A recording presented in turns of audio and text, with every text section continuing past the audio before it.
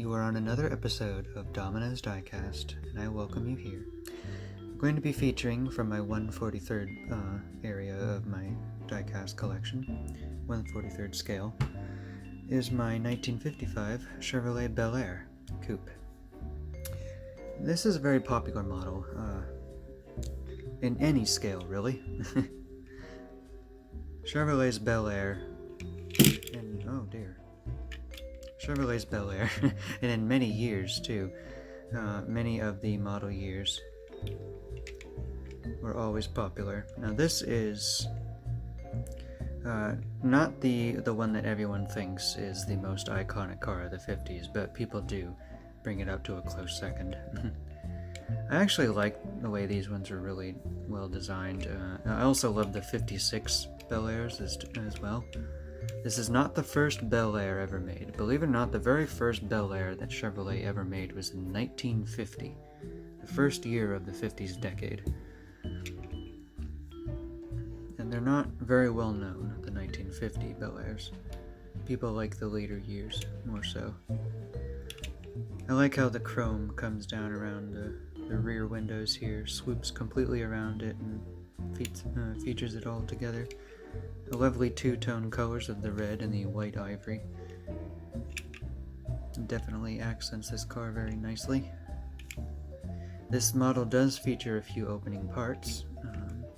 The doors both open, so you can take a look on the interior.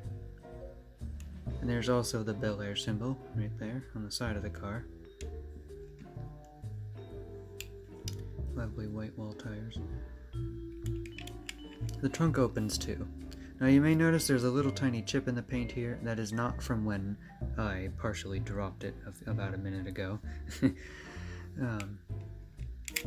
That was from a long time ago. Probably just from moving around, but I'm really not 100% sure how it got there. There's the trunk. It is still in fairly good condition, considering how long I've had it, and I've had this for several years now, actually. Here's the underside. I believe this one was made by Road Legends. They're a very good company for diecast car collectors. I've always thought that the 55 had a very simplistic front-end design. Now, some people may disagree with that, but that's just how I feel about it. It was very, I don't want to say plain, but rather simple. It's not plain by any means. It has a lovely hood ornament, and I love the front end bumper, but just very simple. Like, there's nothing too standoffish about it, and nothing that stands out, I should say. And even like the rear part of the car, and the tail fins were not very large, especially for 55. They were usually smaller. Very small tail lights, but it all fits together very well. This car does not want to be imposing, it just wants to gain some attention. And it certainly does. I like how they put even some chrome right up here too, to follow along with that secondary chrome piece.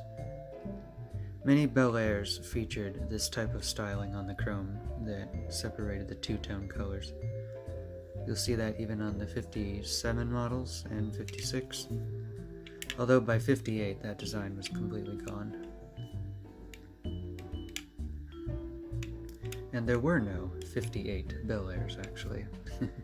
By the time 58 come along, Chevrolet was pushing the Impala, brand new Impala, top of the line for that model year. The Bel-Air did come back though. It came back a few years later.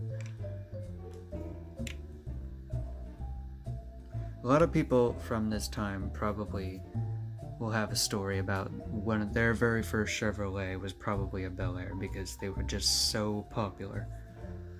And that honestly makes sense. They made so many of these cars, and that's why so many of them remain to this day.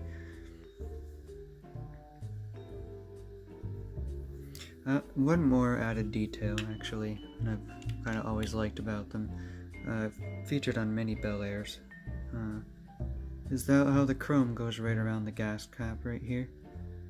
And I don't think it's to let you know where it is, it's just added class, a little bit of added design. Not too many other cars had that. In fact, a lot of 50s cars, they had you put the gas in the rear bumper back here. That was an interesting location. I know a lot of Buicks had that. Well, everyone, I hope you all enjoyed this episode of my 1955 Chevrolet Bel-Air. I hope you all will join me in the next video. Bye for now.